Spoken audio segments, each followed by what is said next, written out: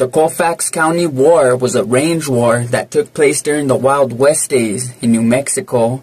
So the Colfax County War is a chapter of New Mexico history that was bloody. It lasted officially 15 years from 1873 to 1888, but unofficially it lasted a little longer than that. So on this video, I'm going to take you back in time a few years before the Colfax County War, leading up to the Colfax County War, tell you what happened, so that way you understand why the Colfax County War was even fought, and I'll also tell you the aftermath into the early 1900s, what became of the Colfax County War. But to make you understand this, I'm going to have to give you a quick timeline of New Mexico history so you understand when and where this took place. So prior to the 1500s, New Mexico was home to many various indigenous tribes. Then in the 1500s, the Spanish, who are currently occupying the Caribbean and what is now Mexico, South America, they started coming north into what is now today New Mexico. In the 1540s and 1539, you know, they had some expeditions, the Coronado expedition, the Sosa expedition. So they started making incursions into New Mexico in the 1500s. Then in 1598, Juan de Oñate made a colony in New Mexico. He established San Juan Pueblo. He also established San Gabriel. San Juan failed, so he moved his people to San Gabriel. He eventually ended up getting excommunicated from New Mexico for his crimes against indigenous people, but that's another story. The point is, in 1598, the land that we call New Mexico became New Spain. Well, it became a part of New Spain. They called it the Kingdom of New Mexico, and it was the northern province of New Spain. Then America had the War of 1812, which lasted from 1812 to 1815. If you want to know more about the War of 1812, I'll put a link in the description so you guys can watch a video. Then there was the Mexican War of Independence. That popped off in 1821, and that's where Mexico kicked out Spain and became the Republic of Mexico. Then there was the Texas Revolution, which lasted from 1835 to 1836. This is where Texas tried to pull away from Mexico. See, Texas also used to be a state of Mexico. They tried to, well, they didn't try. They called themselves Tejanos. They called themselves the Republic of Texas, and they kind of like pulled away from Mexico. They wanted to join the United States. At first, they were denied, but then eventually they got let in. This is what kind of sparked off the Mexican-American War. Now, the Mexican-American War lasted from 1846 to 1848. During this war, the U.S. soldiers actually stormed Mexico City and had them, forced them into signing the Treaty of Guadalupe Hidalgo, giving Texas, New Mexico, Arizona, California, Nevada, Utah, Colorado, all these states, which was like half of Mexico at the time, got given to the United States. And then you had the American Civil War, which was from 1861 to 1865, one of the most bloodiest wars in history.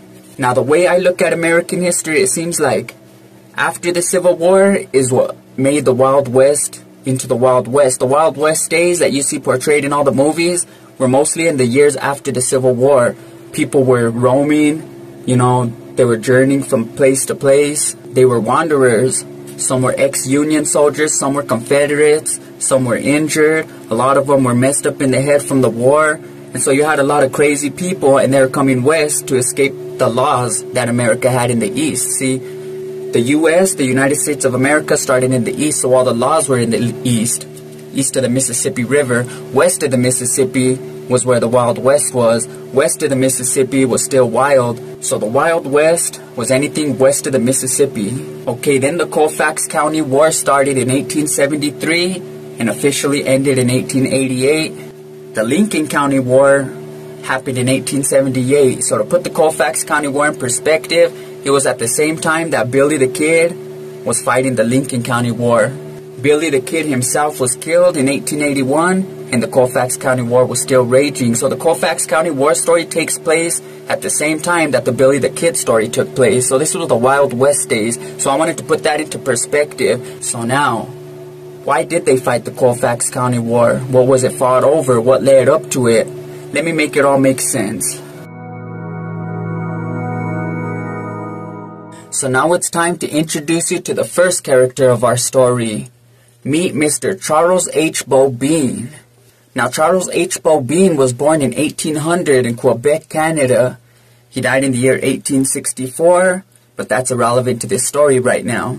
So, he was a French-Canadian fur trapper who was born in the year 1800. From all the research I did, I found out that he probably moved to the U.S. during the War of 1812, which took place in Canada and in other places in the U.S., but a lot of it took place in Canada, so during the War of 1812, he moved away from Canada. Originally, his name was Alexis. He studied for the priesthood, but he dropped out before he finished. Then he left Canada and changed his name to Charles. He moved to Kaskaskia, Illinois briefly, and then he moved to St. Louis, Missouri.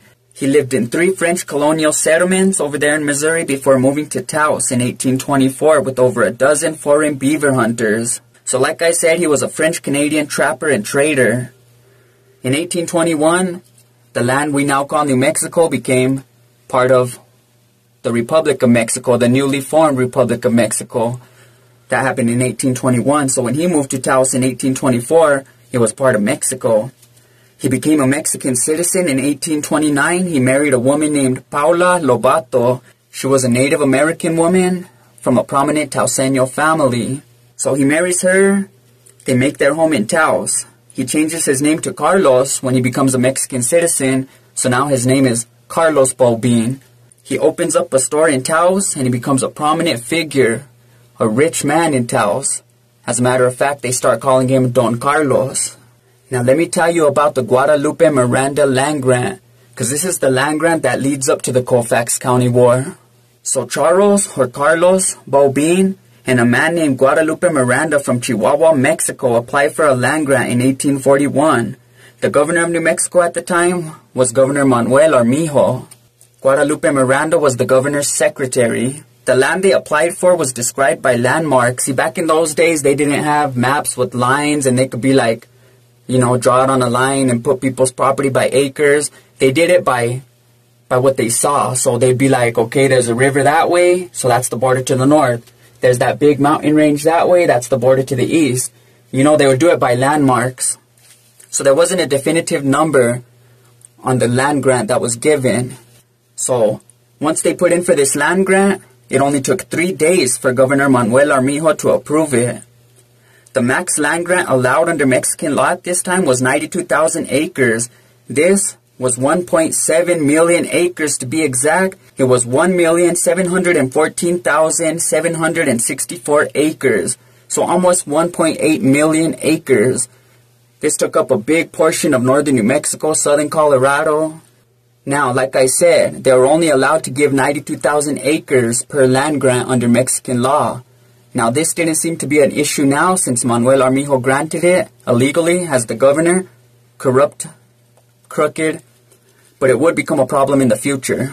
A couple years after Manuel Armijo approved this land grant, he split it 4 ways between himself, Charles Bent, who became New Mexico's first territorial governor. He was also killed during the Taos Uprising of 1847, but I'll get to that. So he split this land between himself, Manuel Armijo, Charles Bent, who was also a fur trapper and a businessman, very prominent, Guadalupe Miranda, and Charles BoBin. All of them got a quarter interest each in the land, so I was going to make a lot of money. Now, the plans were to bring settlers to live, colonize, and use the land resources to enrich Mexico. Just 5 years later, the Mexican-American War began in 1846, when Stephen Kearny marched into Santa Fe, took the city, put the United States flag above the city, and sent the governor Manuel Armijo packing. They said that Manuel Armijo was so much in a hurry to get out of there that he even left his wife. But what's messed up is he was seen stopping at the Santa Fe governor's palace and getting all the tapestries and anything worth money and taking it with him to flee to Mexico. But he forgot his wife. I'll get to that story though. So in 1846, New Mexico became a territory of the United States. Everything stayed pretty much the same, business as usual. So if you guys ever see, like in Santa Fe, there's a Kearny Elementary. Well, the name Kearny in New Mexico is famous because he was the first United States soldier to march into New Mexico and take it for the United States. He took it away from Mexico. So now it's time to introduce you to the next characters in our story. I want to introduce you to Lucian B Maxwell and Kit Carson. Now, Lucian Bonaparte Maxwell was born on September 14, 1818 in Kaskaskia, Illinois. He died on July 25, 1875 in Fort Sumner, New Mexico, but that's irrelevant to this story. His grandfather was a man named Pierre Menard, a French-Canadian fur trapper who became the first lieutenant governor of Illinois. Lucian B. Maxwell learned a lot from him. He became a fur trapper and trader in the business. His cousin, Michael Branamore Menard, established a trading post that ultimately grew into Galveston, Texas. His friend, Stephen Austin, was the namesake of Austin, Texas. So Lucian B. Maxwell was a prominent man from a prominent family. He left his home at 15 and headed west. He met and became good friends with Kit Carson, who was 9 years older. They finally found themselves employed to the American Fur Trading Company in 1841. In Europe, furs had become a commodity and North America supplied it. The American Fur Trading Company controlled the fur trade. This brought Kit Carson and Lucian B. Maxwell both to Taos, where they were friends with the local store owner and landowner named Don Carlos.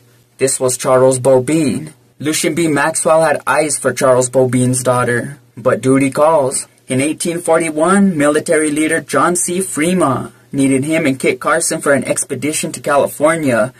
He signed Kit Carson on as a guide and Lucian B. Maxwell as the chief hunter. This is the expedition that Kit Carson is famous for. During the trip, John C. Fremont sent Kit Carson to forge a trail for them, and Lucian B. Maxwell stayed with John C. Fremont. In 1844, Lucian B. Maxwell and Kit Carson moved to Taos, where Lucian B. Maxwell married Charles BoBin's daughter, whose name was Luce BoBin. It was a double marriage, as Kit Carson also married a Taoseña named Josefa Jaramillo. She was a daughter of a prominent Taoseño family. As a wedding gift to Lucian B. Maxwell, Charles BoBin gave him 15,000 acres. He probably did this to see what Lucian B. Maxwell would do with it, to see if he would manage the land well. Now, in 1846, the United States and Mexico went to war. The U.S. took control of New Mexico as Stephen Kearny entered Santa Fe and Governor Manuel Armijo ran. He left his wife, but took all his finery. Now, a year after this, in the year 1847, there was something known as the Taos Uprising.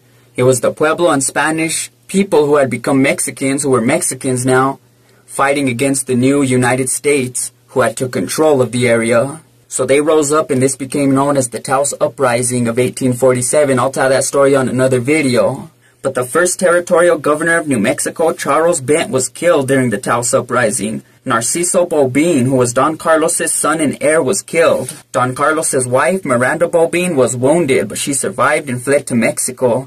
About 150 to 200 people were killed during the Taos Uprising. After Don Carlos lost his son, Lucian B. Maxwell became more active in the managing of the land grant.